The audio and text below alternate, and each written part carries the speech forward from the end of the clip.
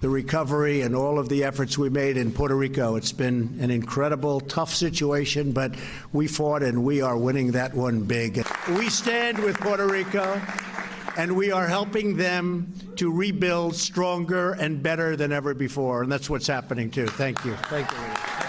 President Trump has had a lot to say about Puerto Rico over the past year, bouncing between criticizing the island's infrastructure management and praising his own response to Hurricane Maria.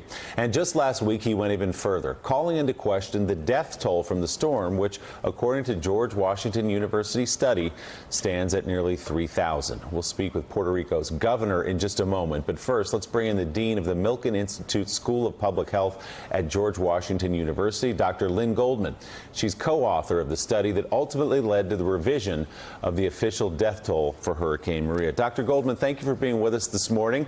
I would just want to read again for our audience President Trump's tweet of last week. He wrote, "When Trump visited the island territory last October, officials told him in a briefing 16 people had died from Maria."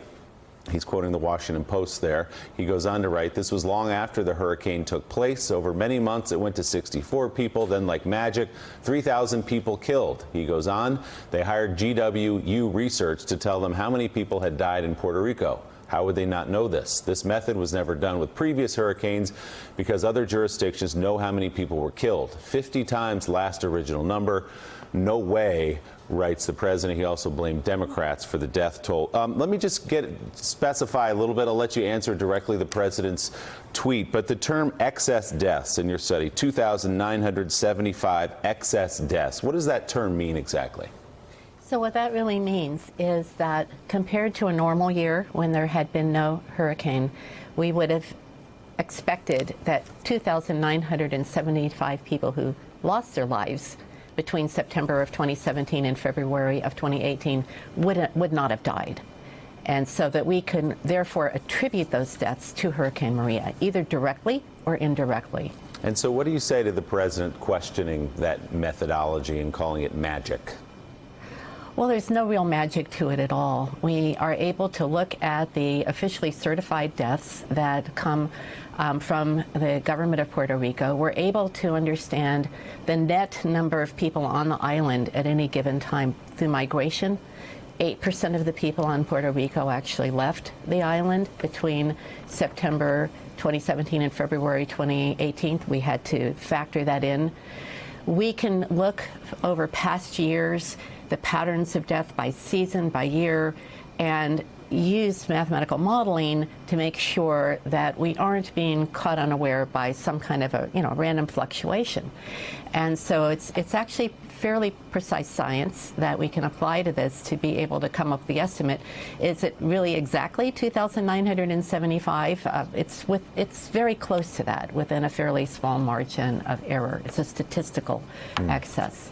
So, Dr. Goldman, if you could, first of all, how long did your study, your research study, take to put together? That's one question. The second question is, could you please explain to people who are legitimately confused about how this number exploded to the number that you came up with, how easy it is to find people, deaths, to catalog deaths of people who died as a result of being deprived of normal health services during the course of the hurricane?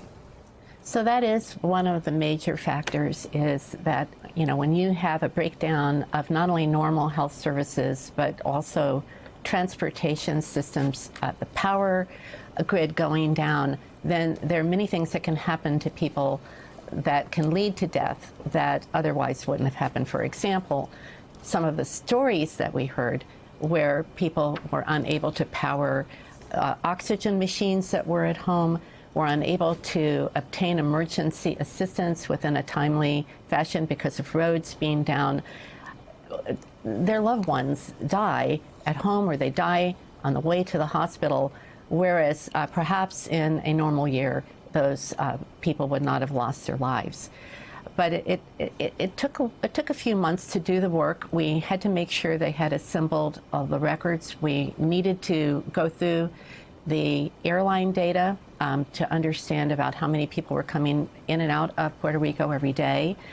And we took a lot of care with the statistical analysis to make sure that we could develop a number for the government of Puerto Rico that would be as close to the reality as possible.